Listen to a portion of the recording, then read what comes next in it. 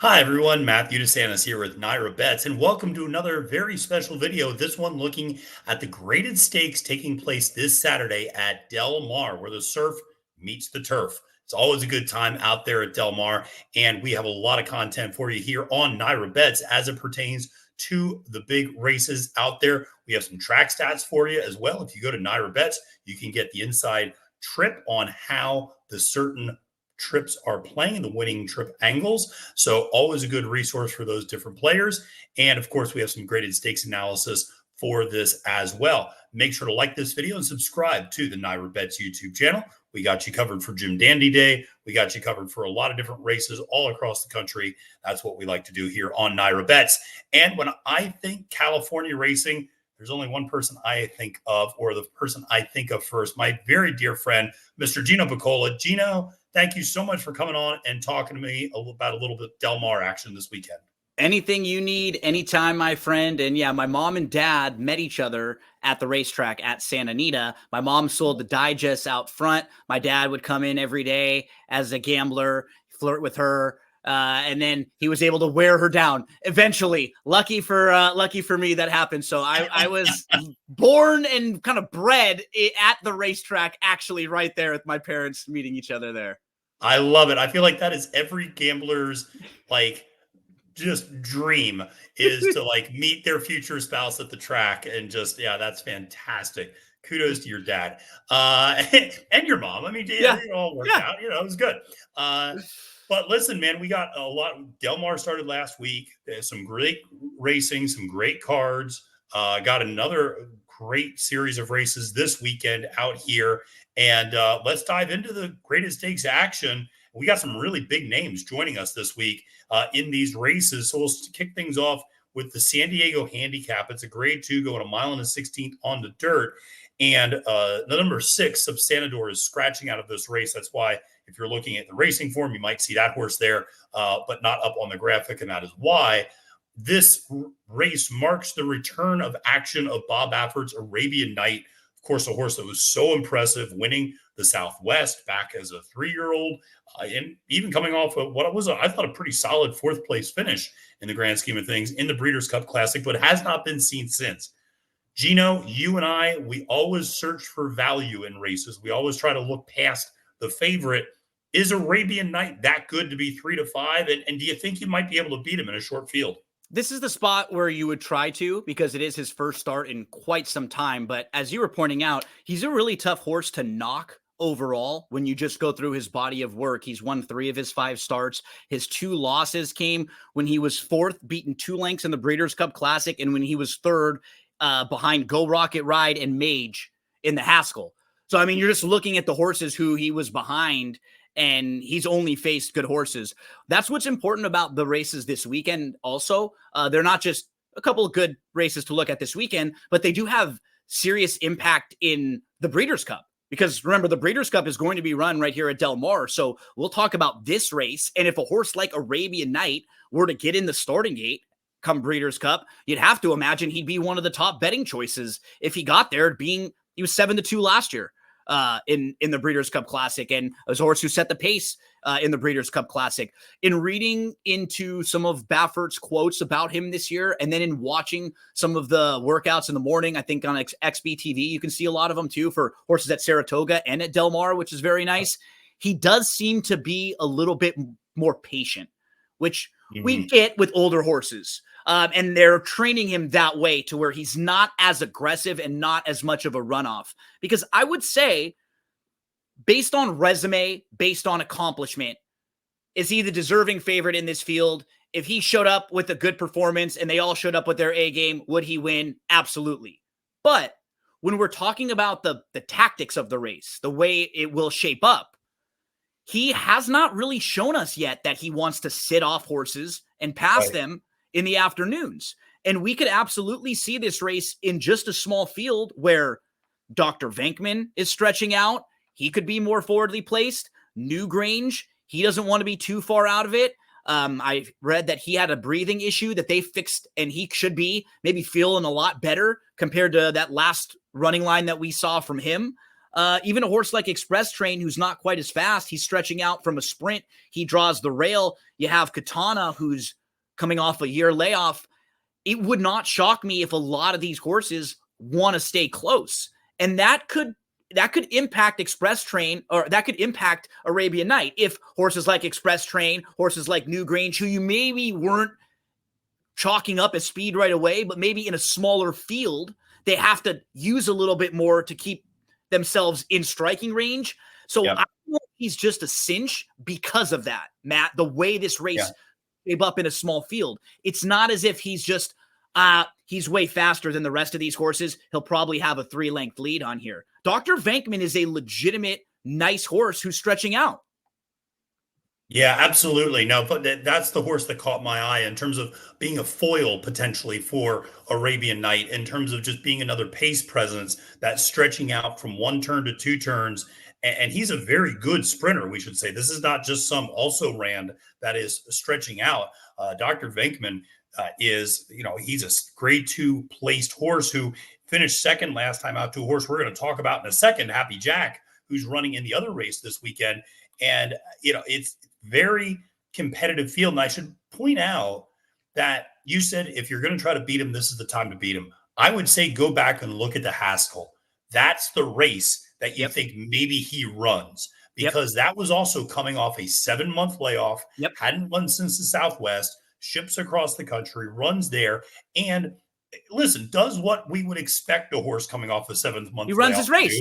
Which is to fade a little bit, runs his race and fades late, and just, doesn't quite have the stamina, doesn't quite have the endurance to go the mile and an eighth. So understandable. So I think if you're going to try to beat him, that's the logic behind it of, listen, he's not in top condition. Maybe he has relaxed a little bit, but still we need to see it on the track until we know it's something for sure. And so if you're going to try to beat him, I'm interested, Gino, are you looking at that's the horse? That's the horse that you mentioned right there, Dr. Venkman, because he has the most upside. And while he is stretching out, so we're not positive that he will get the distance. He has 3 winning siblings, 2 of them won going long. So pedigree-wise, he should be able to go a little bit longer, no problem. And from a tactic standpoint, I like the fact that we've seen him sit off and pass horses. And even if we are projecting him to go a little bit longer, let's just say Arabian Knight goes, I would be fine with Dr. Venkman sitting off of him. So we've seen him do that. He's obviously talented. He's lightly raced. He has just the 4 races. So at the end of July point of your 4-year-old season, there's a lot of upside with this horse. He's not been on the track for all that much. And I think he's the horse. If you're trying to bet this race and you're looking for a little bit of value, because I feel like with Express Train, I'm not saying he's done or even that he doesn't have a good race or 2 left in there, but I think you kind of know what he is at this point. It's very unlikely that he's going to run a race better than he's ever run in his career before. He could run a race good enough to compete or good enough to win, but I don't know if he's got this unseen upside or another step forward. And that's the horse to me in this race. That's Dr. Venkman, a horse that might have this next step going longer. There might be a reason for him to be even a little bit better going longer. So if if he is in, I think anything like a 3rd choice in this race, or if he's like above 3-1, that's probably the way you're looking at betting this race if you're trying to beat Arabian Knight. Yeah, I agree with your assessment of this. I mean, you obviously look at Dr. Venkman's pedigree of Ghost Zapper up top, so that's a good sire influence for distance. And then underneath, you said it, the dam has produced 50% winners going dirt routes. I mean, they may not have been at the highest level racing, but we've consistently seen her offspring be able to get 2 turns. So when you combine that with Ghost Zapper, this horse should be able to run. And you mentioned the running style. He's not a speedball. He can easily sit off the pace and then go. He's got good natural speed. So stretching out, you would imagine he's going to be close. But like you said, if Arabian Knight is intent on getting to the lead, Dr. Venkman can easily take back and stalk from that 2nd position. And I agree with you about Express Train. He's a horse I've always liked. He's an honest horse. He's kind of a hard-knocking horse. He won this race in 2021. Exactly. And so it was one of those things where, he came back last time out from an 18-month layoff, ran a little bit better than I thought he was actually going to Me run that too. race. But, I do wonder, this is another step. What are we going to expect out of Express Train, particularly at a shorter price if he does take some money? And then, yeah, Newgrange, I want to see it on the track one more time before I know they have everything kind of cleaned up with regards to the breathing issues and stuff like that. But obviously, a very good horse and really likes this distance in particular of going I a mean, mile and a 16th. the two you mentioned, they're 5-time graded stakes winners, both of them, Right. right? I mean, these are like legitimate horses, but we just don't know if right now in this spot, we need to see it a little bit more from Express Train and from Newgrange, who did have a physical issue. So that can give you plenty of reason to excuse the big cap, but Sure. will it be ready for him to fire his absolute best shot in this race, in his first start since then? I'm not sure. And another point for Dr. Venkman, you go through the rest of the field. Express Train, he raced in April. Then he missed, I think, just one workout between now and then, but he has had a couple months off. Katana has not run since July of 2023. Arabian Knight has not run since November of 2023. Newgrange is coming off of like a surgery, or they did some sort of physical to deal with the breathing issue that he had to change him up. So we're talking about all of Dr. Venkman's rivals that have not raced since at least May. So he has at the very least a couple months advantage of fitness on all of them. So while we're a little bit concerned about his going long because we haven't seen him do it, he should be a little fitter and maybe just a little sharper than most of this field right now, who probably will need a race or two to get back to their best. Absolutely. And I'll give you one final reason, which is sometimes when I let the hair grow, I start looking like Egon from Ghostbusters. And so Dr. Venkman, come on. We got to put this one to the house. So definitely like this. And listen, if Arabian Knight comes out and walks over this field, are you and I going to be surprised? No, of course not. But from a value standpoint, I agree with you. Dr. Venkman provides that sort of value if you're looking to try to beat the favorite in this race. Let's move on to another race where I think the favorite is very vulnerable, and that is in the Bing Crosby, grade 1, 6 furlongs on the dirt. And your favorite is a fan favorite as well, the California bred, the Chose Vron. What a cool horse. What a cool story. Kudos to the connections. Eric Kruljack, he runs his horse just like back in the old days. I mean, he enters races because the horse is training well, even if it's only on 3 or 4 weeks rest. And so he is kind of a throwback horse. I think a lot of us root for horses like that. But this is a tough field.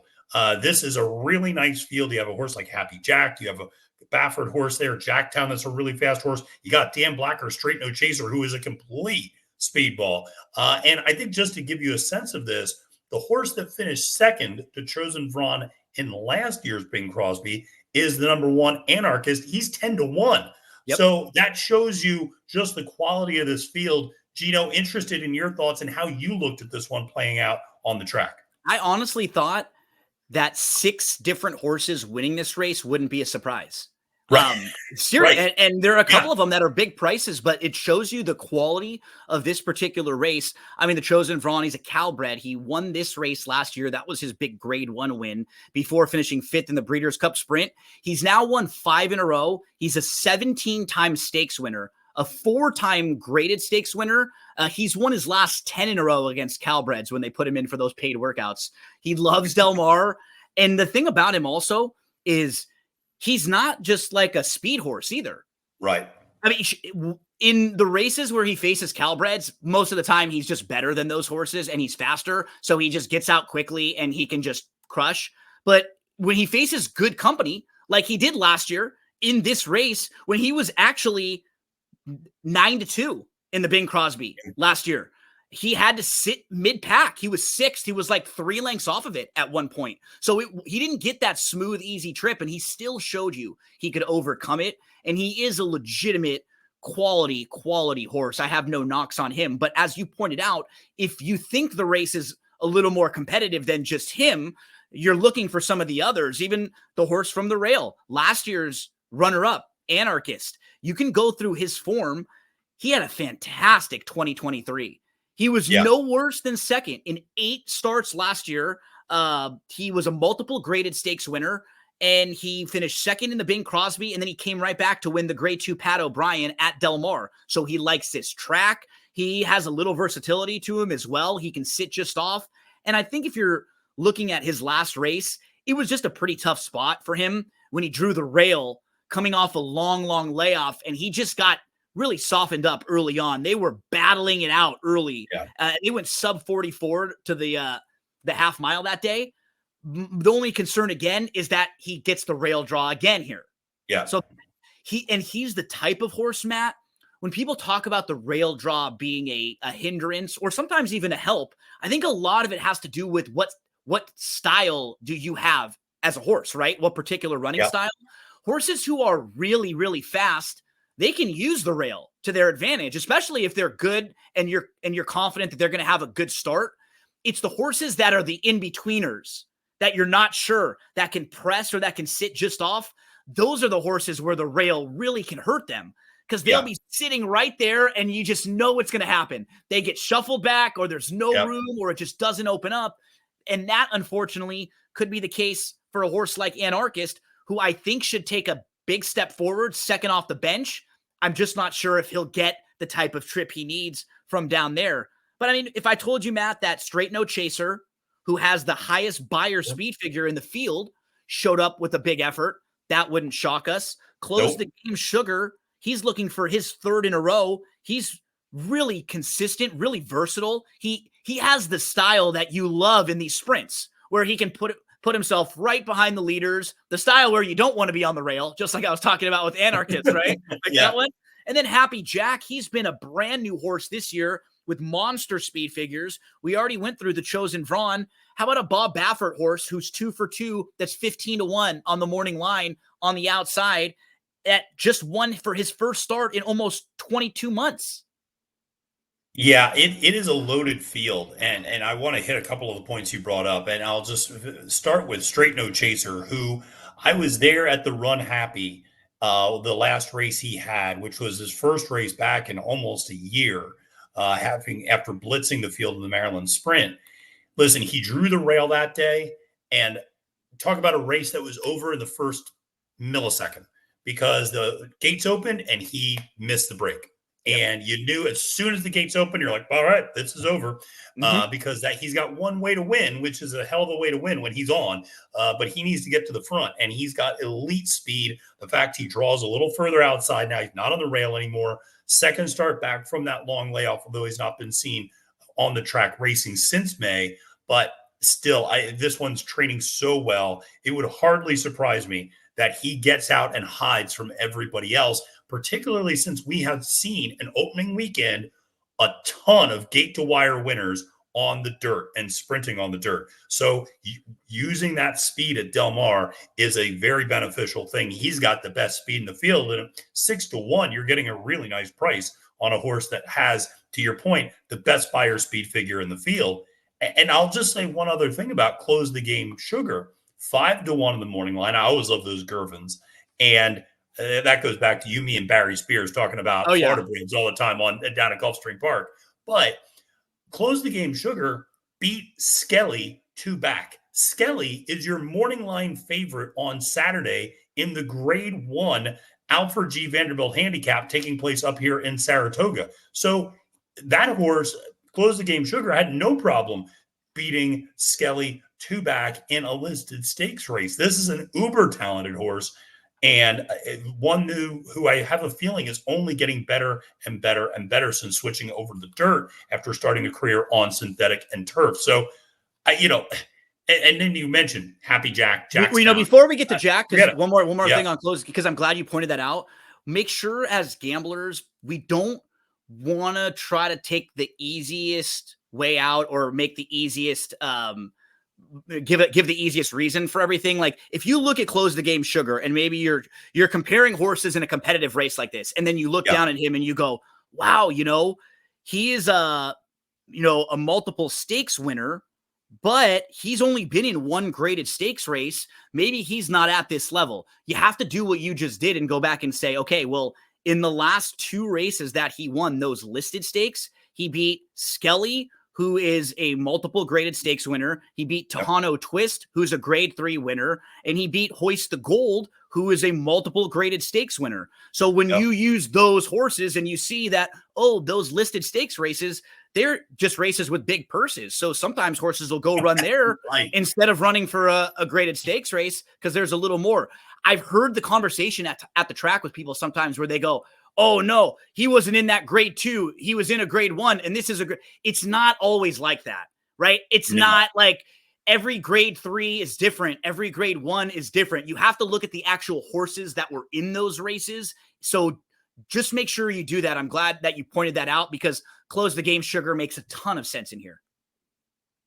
Absolutely. And another horse that makes a ton of sense, who I'll be honest, was a little bit of a laughing, a little bit of a joke or a little bit of a punchline, was Happy Jack, who everybody kind of made fun of in the Kentucky Derby. How could this horse be, 23-1? I think most of us thought he should have been 99-1. But listen, there are a lot of people named Jack in the world. And Jack Harlow put a lot of money, I have a feeling, on that horse that particular year when he was at the Kentucky Derby, a native of Louisville as well. And then he comes back and runs in the Preakness, doesn't make any sort of an imprint in that race either.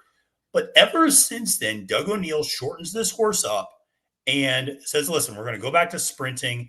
And this horse has reeled off some impressive victories, including last time out over Dr. Venkman, who we just talked about. And not just over that horse, blew that horse away by 4.5 lengths. So he could be sitting on a huge race for Doug O'Neill. And this is another one who's got a lot of versatility and can win on the lead or off the pace. So again, 3-1, I think a very, competitive horse there. And then, like you said, Bob Baffert, Jackstown. Come on. But you're going to give me 15-1 on a Bob Baffert horse that's that lightly raced? I don't know. Maybe this horse, there are some questions to answer. Obviously, second start back from a pretty significant layoff. Needs to switch off Lasix for this race, but looked really good winning last time out. So another horse with great early speed who did show the ability to rate a little bit from the outside. And he was working on July the 13th with a horse named Parenting, who I believe is pointed to run in the Travers, or one of the big stakes races coming up at Saratoga. They really stretched each other. Parenting was slightly better late, but keep in mind, Parenting is a horse who's more of a horse going longer anyways. Right. So you would expect him to be probably better going the later part of that workout.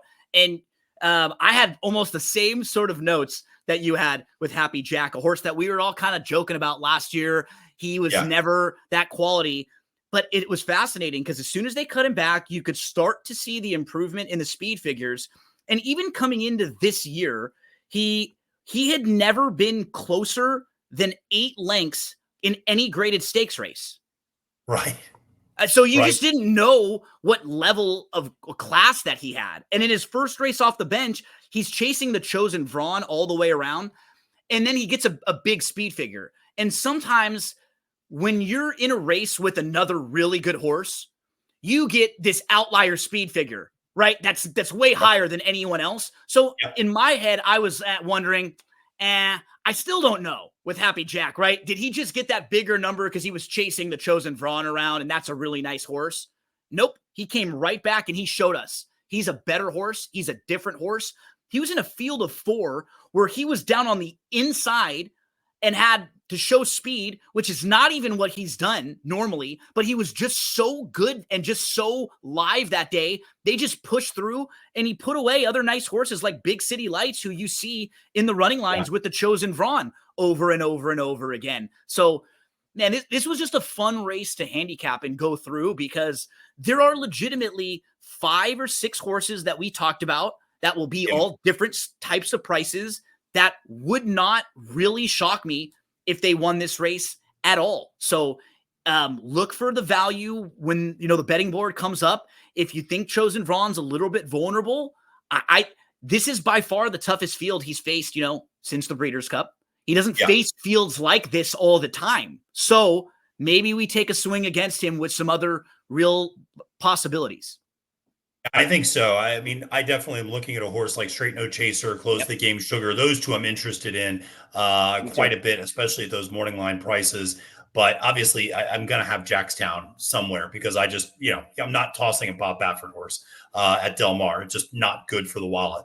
And listen, it is, you're right. If Chose Vron wins this race, then you really have to consider him one of the top elite open company, no longer Calbred discussion, open company dirt sprinters in the country, because this is a very, very strong field of dirt sprinters. So going to be an exciting one on Saturday at Del Mar. Can't wait to watch this race. And I also feel like somebody who I would love to be able to place a prop bet about half a second after the gates open, because if Straight No Chaser catches a flyer, I'd love to put like everything, it's one of those things, like as soon as the gates open, you know it as well as I do. Yep. The complexion of a race can change just like that. And if you tell me that horse breaks like a rocket, I love his chances in this race. If you tell me he's a half step slow, then I'm looking at some other horses. So going to be a fun one though, for sure, Gino. Can't wait for that. But listen, you're a busy man, maybe the busiest man. People think I'm busy. You're busier than I am. So let the people know what you have going on. You got your podcast. You got a lot of things moving and shaking out there on the West Coast. So what's going on in your world? Yeah, do some work with DRF too. We're pointing out the past performances. You have handicapped a lot of races with me before, looking at those DRF past performances. So you'll see me pop up on some videos for them here and there, handicapping and helping out with social media stuff. For me, the podcast, That's What G Said podcast, comes out every week anywhere you get your podcast. If you follow me on Twitter, it's me, Gino B. I usually post most of the videos and all the content that I'm a part of there. And every week I'll be handicapping right now Saratoga and Del Mar. Our good buddy Barry Spears, the sniper, who's done many shows with us through the years, he's usually joining me, and I'm going to have to get you back a couple times throughout the meet to talk about some of the big races from Saratoga. So anytime you need me, you need a little bit of help here, I've already been doing the work for these races. I'm happy to come on and try to help lead some of the people in the right direction. Well, Gino, I always appreciate your time. You're the best at finding value. You've helped me so much over the years as a handicapper and a truly good friend. Really appreciate it. And definitely look forward to having some more discussions with you. And hey, maybe even seeing you out where the surf meets the Fingers turf. crossed. Fingers crossed this November at the Breeders' Cup. Well, folks, thank you so much for tuning into this Del Mar Stakes preview for this Saturday. And can't wait to see these races. Make sure to press that like button and subscribe to the NYRA Bets YouTube channel. For Gino Buccola, my name is Matthew DeSantis, wishing you a happy and prosperous day at the races and reminding you it's now post time.